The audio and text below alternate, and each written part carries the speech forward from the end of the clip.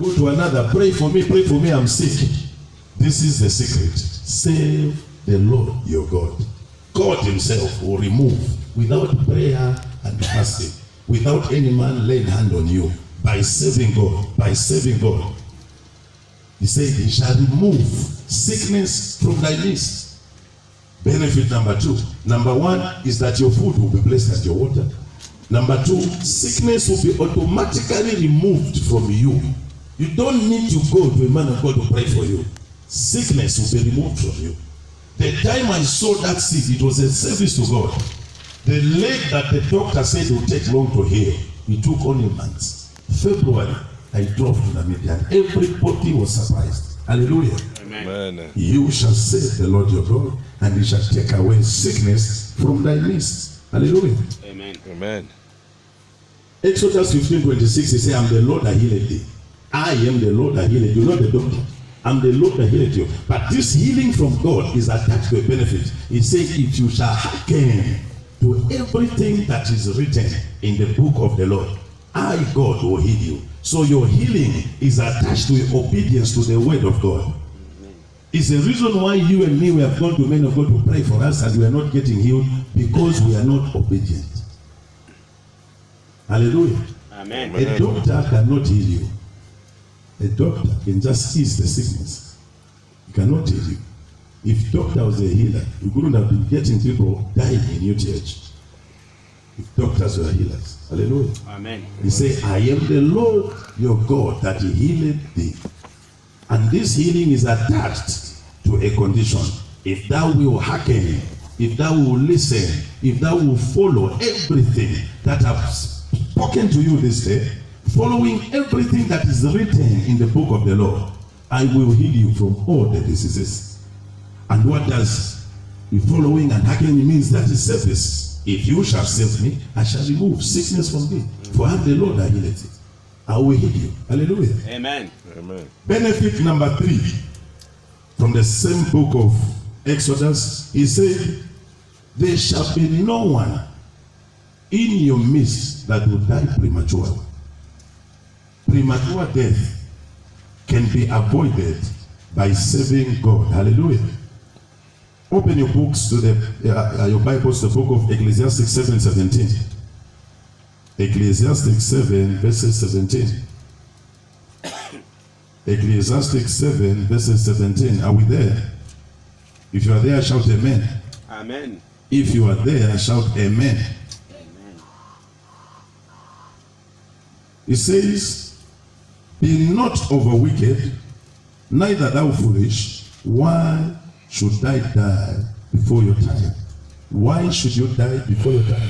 He said, don't be wicked and don't be foolish. The foolishness here is the failure to serve your God. The foolishness here is the failure to obey the will of God.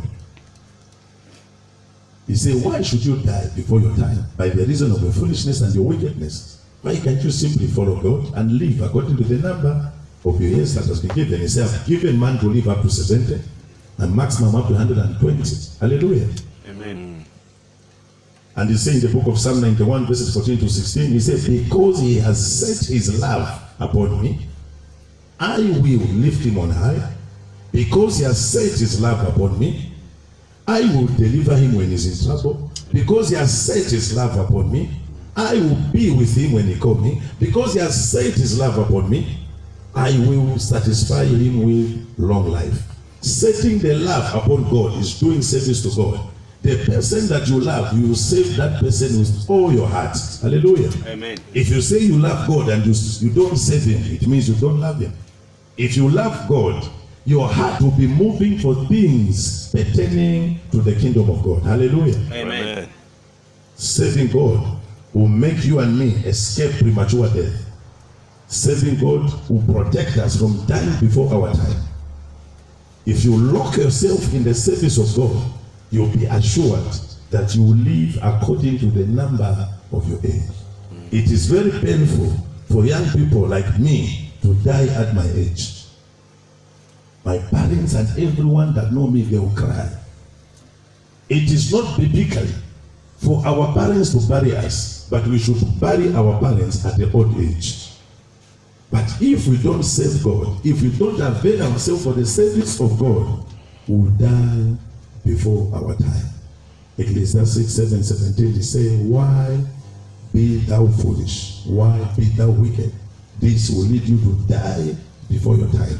Romans 6:23 says, the wages of sin is death. The wages of sin is death. Every form of sin attracts death. Hallelujah. Amen. Serving God ensures that there's no premature death. Benefit number 4, he said in the book of Exodus, he said, and God will fulfill the number of your days. He will fulfill the number of your days. There are some people that have died without fulfilling the number of their days. Hallelujah. Amen. He said, most precious in the sight of the Lord is the death of the saint. Because the saint will die according to the number of the years that God had appointed for that particular saint. Hallelujah. Amen. Amen. Deuteronomy 5:33. Let's go there. Deuteronomy 5:33. Hallelujah. Deuteronomy 5 verses 33. Are you there?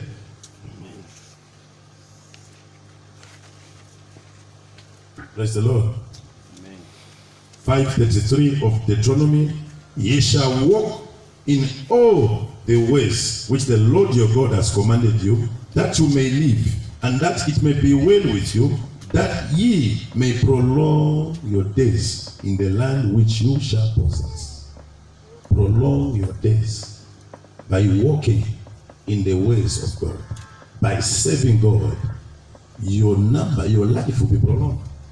Your life will be prolonged. Hallelujah. Amen. Amen. 1 Kings 13:14, Solomon was told that if you shall walk according to the ways that your father David lived, the ways of God, serving God with all his heart, then God told him, he said, your life will be prolonged.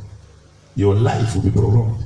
You will not cut short your life because of the activities. Say your life will be prolonged. Hallelujah. Amen. Praise the Lord. Amen. Praise the name of the Lord.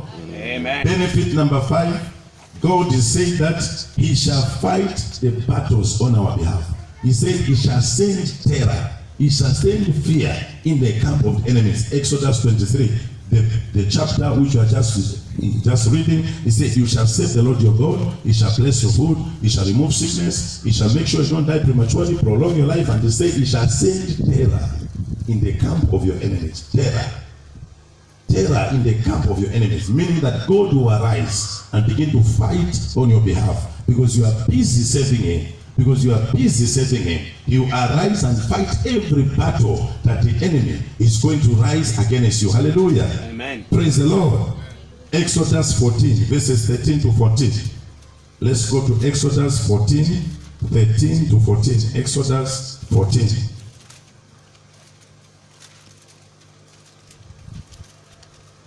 Exodus chapter 14 verses 13. And Moses said unto the people, fear ye not, stand still and see the salvation of the Lord, which he will show to you today. For the Egyptian whom you have seen today, you shall see the number. The Lord shall fight for you. Ye shall hold your peace. The Lord shall fight for you. When you serve God, remember, this was an instance when the children of Israel were released from Egypt to go and serve God in the desert.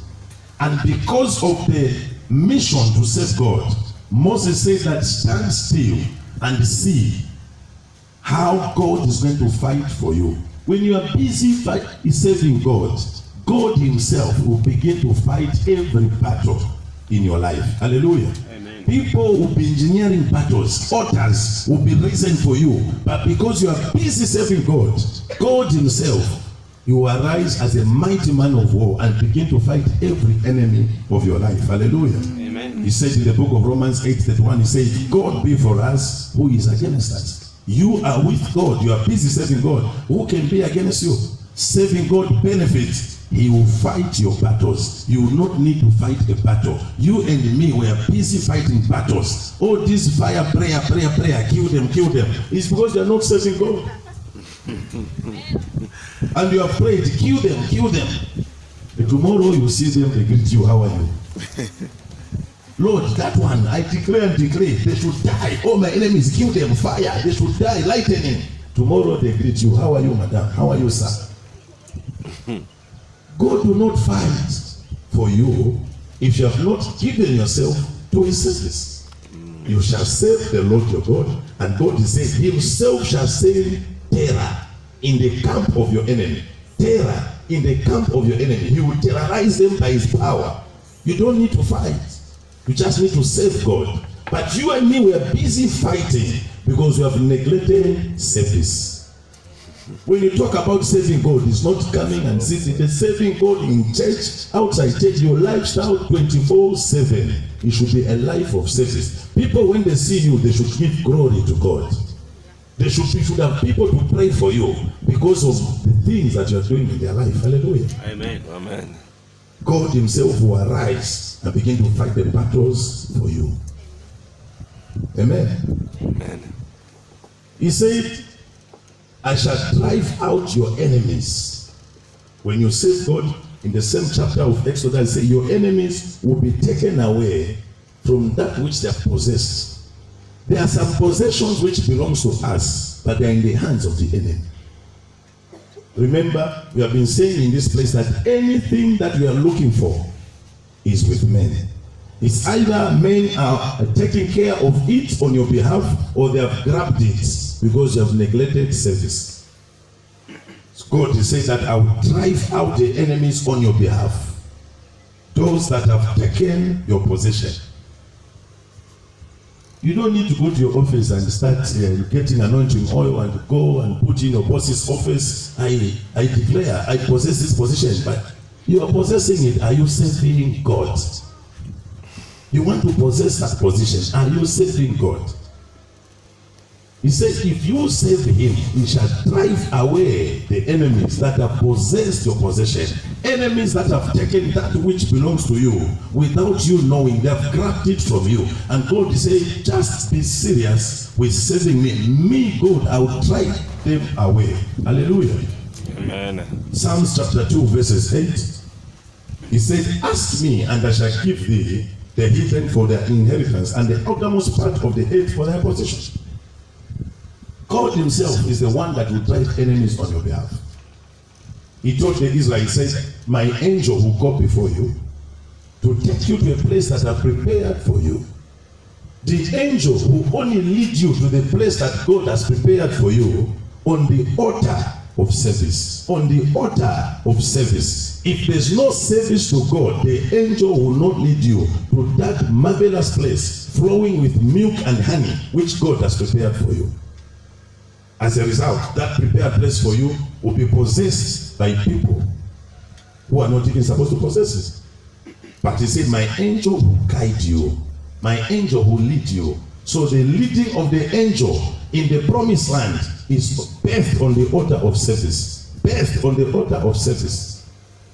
As long as you don't serve God, you'll be running from left to right. And remember, I told you last time, time is not waiting for anybody. The greatest asset that God has given you and me is time.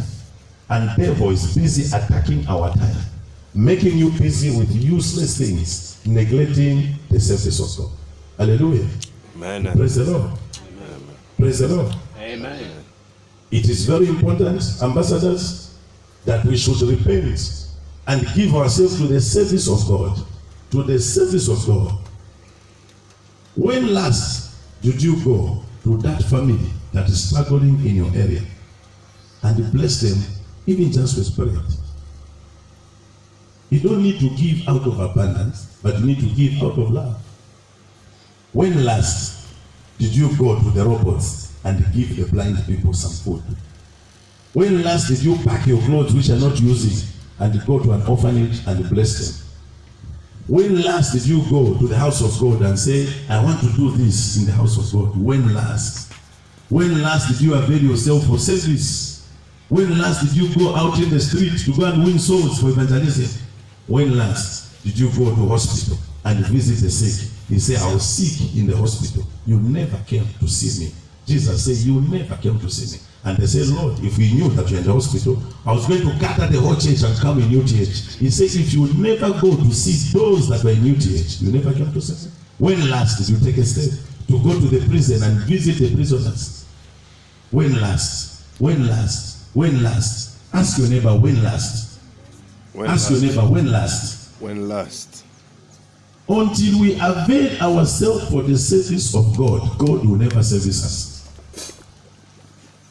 We call this one a Sunday service because you are coming on Sunday to be serviced by God. But when you don't serve God, God will not service you. How can you feel you take your vehicle to the garage and after 1 year you go and take it, you haven't fixed it, and the mechanic is there? Why did you fix it? He's not answering. How can you feel? You come for service and you are not serviced. Because with God, He's a covenant keeping God. You and me should first fulfill our obligation. Then God will fulfill His. You don't wait for God, then that's when you take a step. No, God, give me, then I'll give you. If you don't give me, then I'll not give you. You're just fooling yourself. With God, you take a step first. You provoke Him. It is called faith. Evidence of things not seen. The substance of things hoped for, evidence of things not seen. Hebrews 11:1. Hallelujah. Amen. Until we realize that service to God is important in the journey of Christianity, our Christianity will be a frustration. We'll pray, the prayers won't be answered. January to December, we are praying. Let's see your prayer point. Let's begin to tick how many answers have been you have received. You are busy changing prayer points, no answers. This one, you pray. This one, you pray. This one, you pray. December, we do nothing. Why? Check at your service. Have you availed yourself for the service of God? Have you availed yourself for the service of God? Have you availed yourself for the service of God? Rise to your feet. Hallelujah. Amen. Amen.